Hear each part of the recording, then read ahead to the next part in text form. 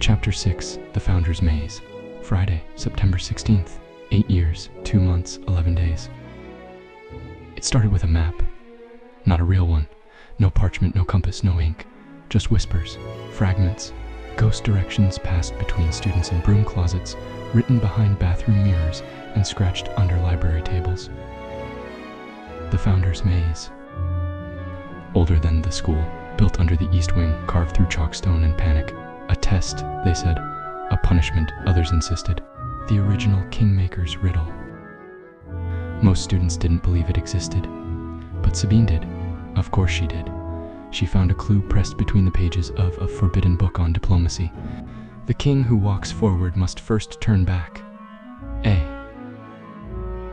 That night, the 5 Lancelots met in the music hall, not because it was musical, but because its floor had a single cracked tile shaped like a crown. Sabine pressed it. Click. The stage shifted. A narrow stone stairwell descended into shadows, breathing cold air and old memory.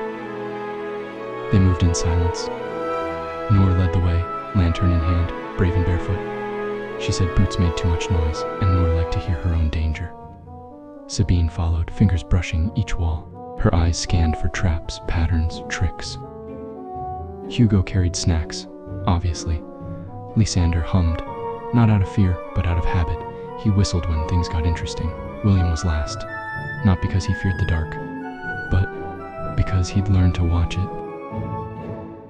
The tunnel opened into a circular chamber with 5 doors, no markings, no hinges, just smooth, cold stone. Above them, a carving. One path remembers, one path forgets, one lies, one burns, one never ends. Hugo gulped. We're gonna die down here. Noor grinned. So what? Better than dying of etiquette class. Debated, argued. Theories flew like paper birds. Sabine thought forgets meant illusion. Noor said burns was literal and dared them to try it. William stared at the doors. Then he reached forward, not to open one but to kneel. He pressed his fingers to the floor and felt it. Rough stone smoothed slightly in one place. A trail. Used this one, he whispered, pointing to the second door. Sabine raised an eyebrow. How do you know?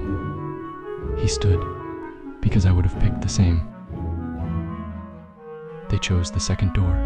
It didn't open. It shifted, a puzzle lock inside the stone, like something out of an ancient vault. Noor muttered curses. Hugo offered raisins.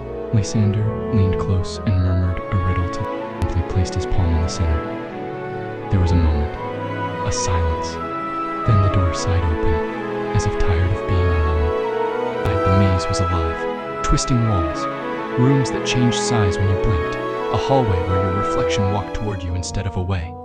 They found carvings, initials burned into wood, into stone. A. Aurelian. Not every monarch wears a crown. They found an old piece of blue ribbon, half buried beneath dust. A pocket watch, still ticking but stuck on 1111. And finally, a mirror, old, tall, cracked. Not magical, not enchanted, just honest. Into it, most turned away. Not William. He stared and saw himself, but older, tired, alone, wearing a crown but no smile. Then the image flickered. For just a heartbeat, the face changed.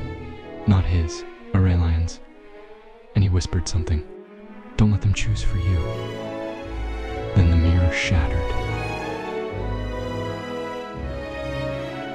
They ran, back through stone and sweat and shadows. They didn't speak until they were back in their dorm, breathless, dirt-covered, alive. Noor laughed first, loud, bright, real. Sabine sat down and began cataloging every memory. Hugo offered William the last honey biscuit.